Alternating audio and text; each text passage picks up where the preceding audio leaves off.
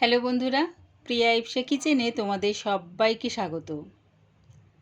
এই গরমের দিনে দেখবে শুধু শুধু জল খেতে কিন্তু কারোরই মন চায় না। মাঝের মধ্যে যদি এরকম শরবত বানিয়ে খাওয়া যায়, মন্দ হয় না।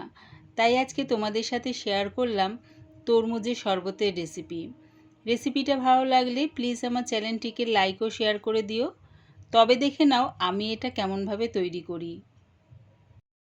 একটা গোটা তরমুজ নিয়েছি, এর অর্ধেকটা আমি শরবত বানিয়ে নেব। প্রথমে আমি তরমুজটাকে দু টুকরো করে নিলাম। এবার এই অর্ধেকটাকে আমি ছোট ছোট টুকরো করে নিচ্ছি।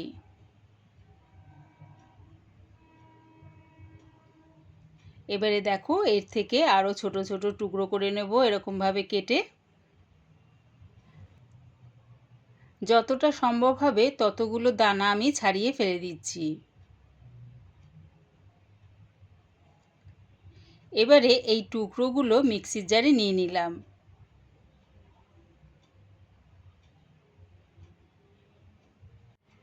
দিলাম হাফ চামচ বিট নুন, আর রোজকার যে নুন ব্যবহার করা হয় সেটাও দিলাম হাফ চামচ। একটা গোটা পাতিলেবুর রস আর এক মুঠ পুদিনা পাতা। বরফের টুকরো দিলাম 4টে। এবারে সব কিছু একসাথে ঘুরিয়ে নিলাম। দেখো তরমুজটাকে পুরো মিক্সির জারে দিয়ে পেস্ট করে নিলাম। এবারে বাটির মধ্যে একটা ছাঁকনি রেখে এটা আমি ছেঁকে নেব। ছেঁকে নিলে কি হবে দেখবে কোনো খোসা বা ওই তরমুজের যে দানাগুলো রয়েছে সেগুলো সব কিন্তু এগুলো আটকে যাবে।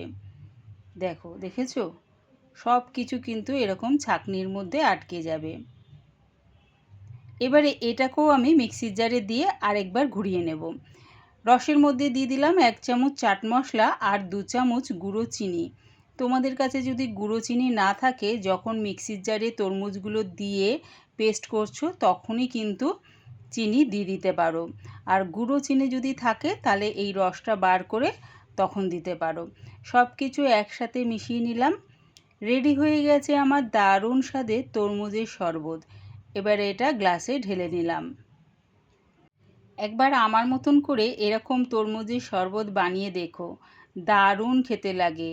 কমেন্টের মাধ্যমে জানিও কেমন হয়েছে। ওপর থেকে দিয়ে দিলাম কটা বরফের টুকরো।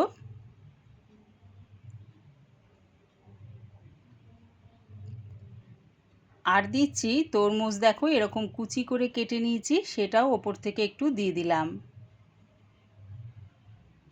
গ্লাসটাকে যদি একটু গার্নিশিং করে পরিবেশন করা যায় দেখতে কিন্তু ভালোই লাগে। তাই দেখো একটু পুদিনা পাতা দিয়ে দিলাম আর তরমুজের টুকরো এরকমভাবে কেটে গ্লাসের মধ্যে দিয়ে পরিবেশন করলাম। রেডি হয়ে গেছে আমার ঠান্ডা ঠান্ডা তরমুজের শরবত। আমার এই তরমুজের শরবতের রেসিপিটা পুরো দেখার জন্যে প্রিয়া ইপসা কিচেনের থেকে তোমাদের সবাইকে অনেক ভালোবাসা রইল। রেসিপিটা ভালো লাগলে প্লিজ আমার চ্যানেলটিকে সাবস্ক্রাইব করে দিও।